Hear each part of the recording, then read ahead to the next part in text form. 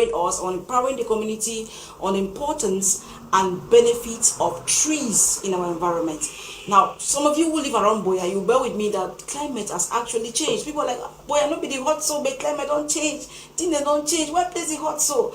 We are going to be discussing on those little things that could help us in our community, see how we can participate in making a change of the environment. I'm not going to be doing this discussion alone. I have a co-host with me. Please, I want you to just take a cup of water, because we are going to be doing the gisting together. And when you come back, you'll be my co-host. Don't move, we'll be right back.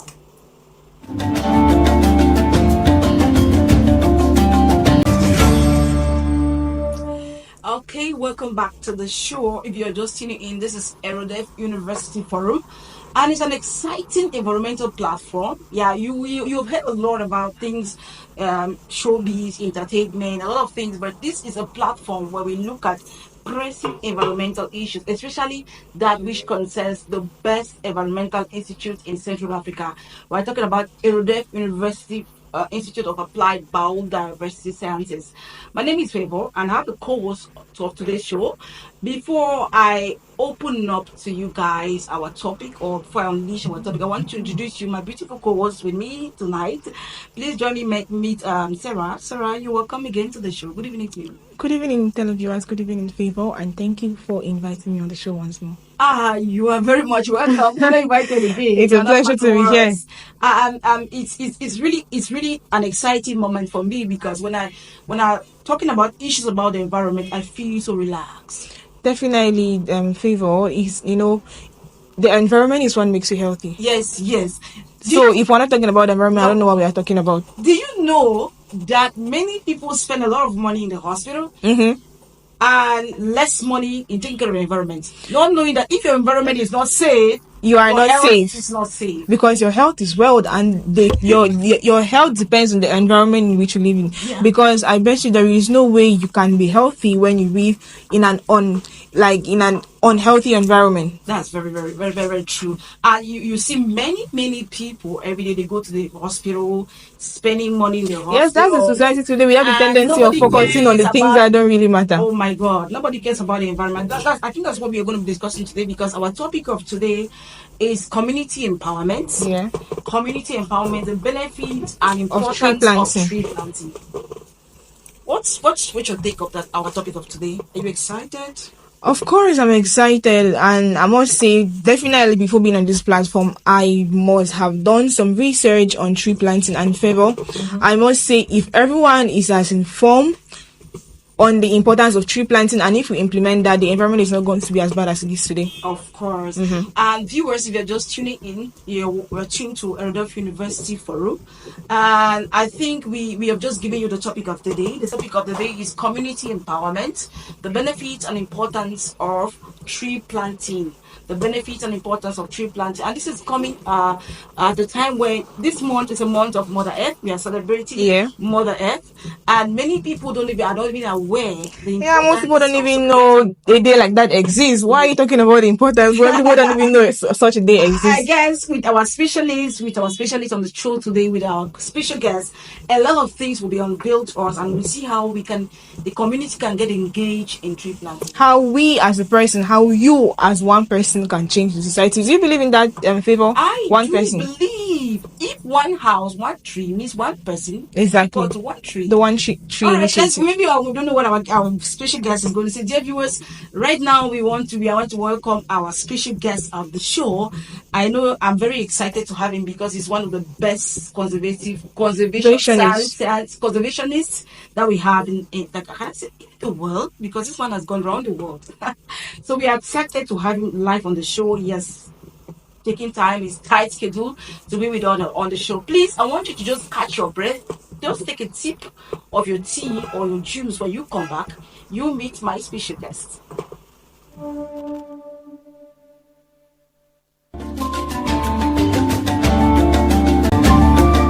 If you're just tuning in, this is Aerodef University Forum. My name is Favor. Before we went on that little break, I promised that we're going to be introducing our special guest For today, I said he's somebody who has done a lot of impact when it comes to conservation, when it comes to conserving species, conserving the environment. Now, join me meet the founder and the president of Erodef University Institute of Applied Biodiversity Sciences, no other person but Mr. Louis Kembe. Sir, we are super excited to have you on the show today. Thank you so much, and it's my pleasure to always be with you people. We understand your tight schedule, but this is your area. We couldn't just have this show without you. What would I have seen without a specialist like you? So you are here, we are excited. So today our topic is empowering the community, the importance of tree planting, the importance and benefits of tree planting. You have been in the tree business for a pretty long time. I saw one of your pictures so many years back, empowering young people, students, and how old would they be now? That was a wonderful activity. I think I have a good number of my students, of my mentees, who are today professors. Okay. Wow. So we can trace our first back as 1999. 1999. Wow. It should be 25 as of now. Yeah, 25 years. That's so much long time. So I'm glad some have stayed the profession, others have fallen bush and changed position. But you are still here. You are still there. Yes, we still have a lot to achieve, Definitely. and it's not time yet to go out of the profession. Because there's still a lot There's to do a lot when to it be comes done. with the community, right? A lot to do. Yeah, my senior colleague, Professor Marta Munoka in Kenya, launched the Green Belt movement, and it's making rounds around the world. Wow. And I think What's that about, sir? planting trees, Okay. planting trees. So I think we are getting near to that. I admire her. She's of late, but I think she has left behind a wonderful legacy. Wow. For And sure. I think we need to do the same thing here in Cameroon, in South Africa, and around the world. Wow. Yeah. Now, before second, we were actually saying that this tree planting of many people are less, they have no idea. People are not empowered, community people, it's like they have no knowledge about the importance of trees planting in our community. Why do you think it's Because I think if they had knowledge of it, they're not going to difference as much. Yes, because today is like, let me take case study Boya. Many people will enter taxis and like, oh Boya, I know be there so in the past 7 years. Now Boya, the whole thing they don't change. Now nobody cares to really understand that one of these reasons could be deforestation or cutting down of those trees. Yeah, you imagine that I came into Boya in the 90s, Yeah.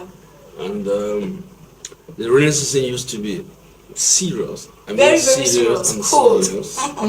And today we feel as if there's no rainy Even season. during the rainy season, people still feel heated. Yeah, people climbing up still to have to Bokwango use ACs. was another thing. Yeah. But today in Bokwango, just today, someone was telling me, "Hey, in Bokwango, I'm feeling heat." Heat. Can you imagine? Can you imagine? Very close to the mountain. And as you said, there's a lot of naivety. Yes. People don't understand what the role of trees are. And I think the RDF University Forum, one of its core roles is to educate the world, Alright. communities, actors, that trees are very, very important.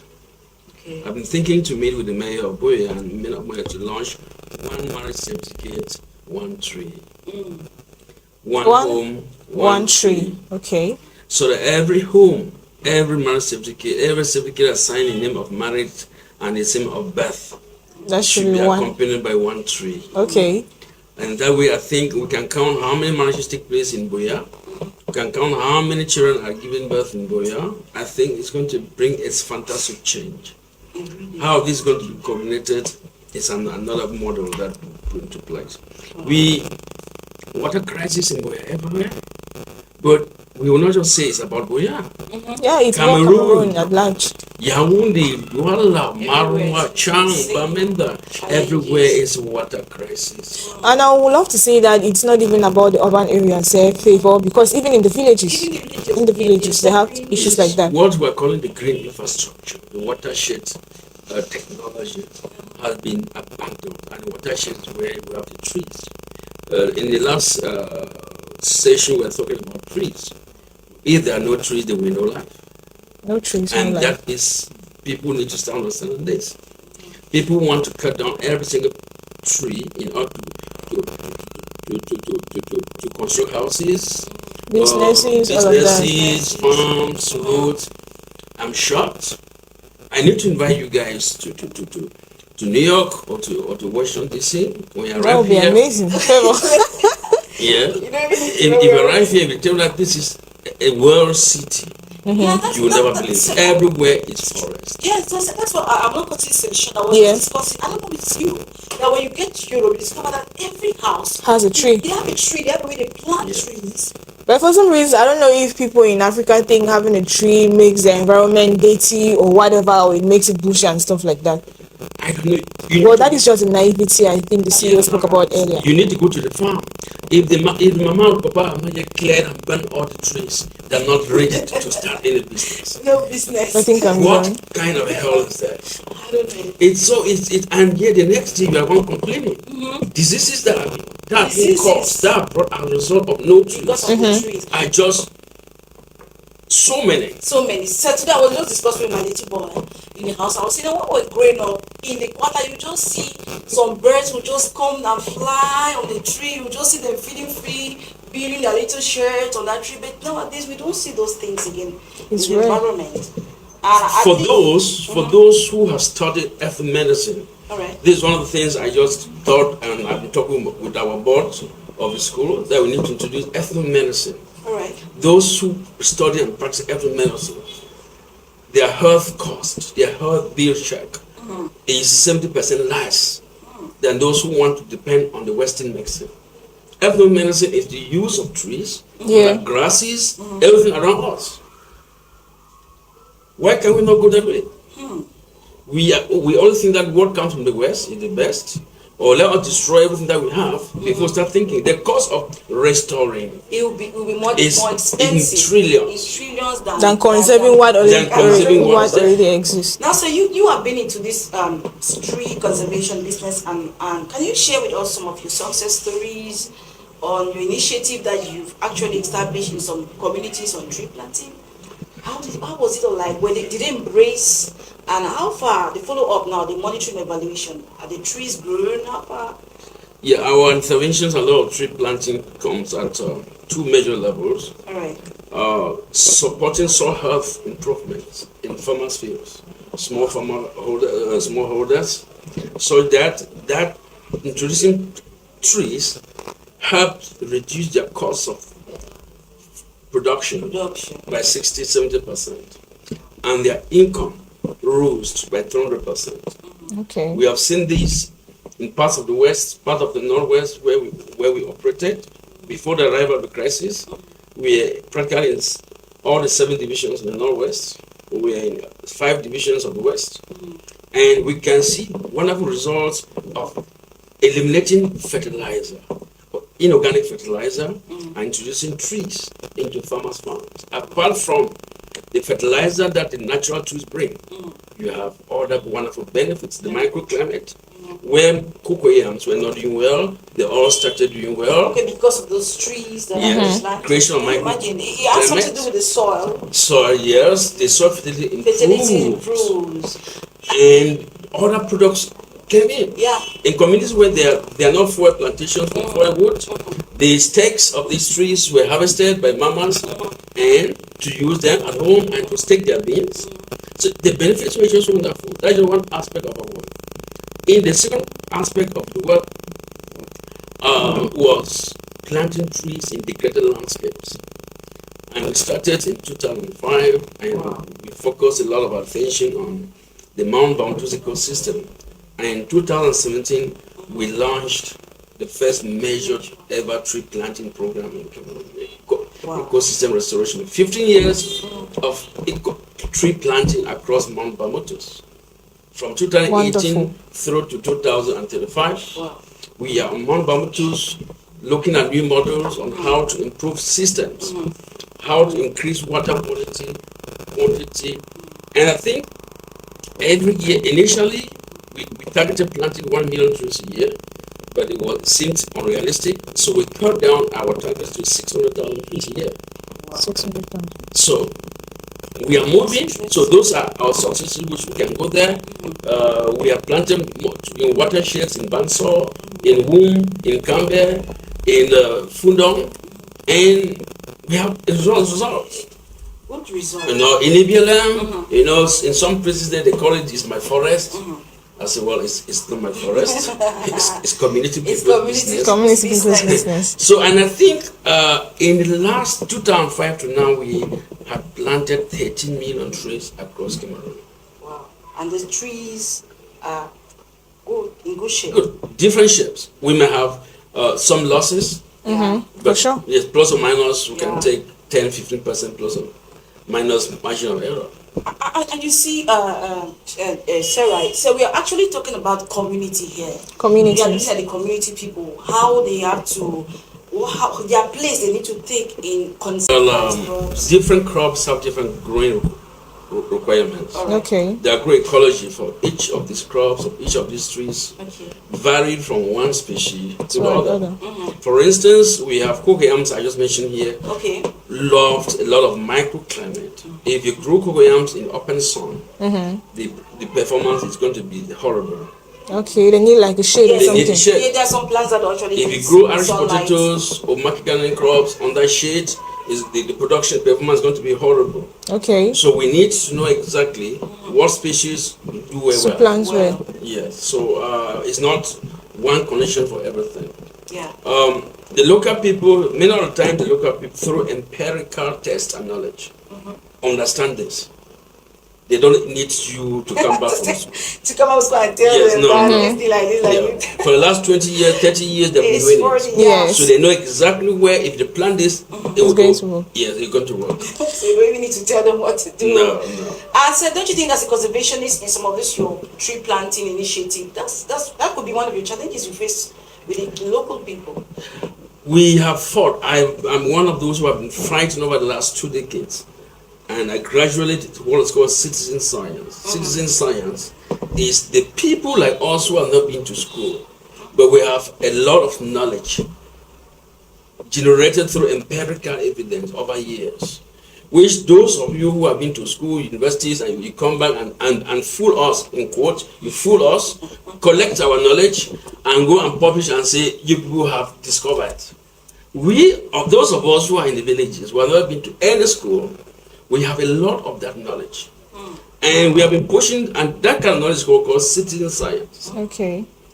People have never been to the classroom, but they have a lot of knowledge, they have a lot of education. All that they need is to feed that knowledge and experience into the form that is readable in the global world. And that's where those of you who have been to university come to fool us. And we have been struggling until we are capturing it. It's progressing. Citizen science is progressing. Yeah, but I think we need to start understand that professors are born and are not. They don't go through university. Many of them, because the knowledge that you publish, 200 books, is already available in these individuals, in these Yes. communities. You are simply extracting from them and transforming it into one.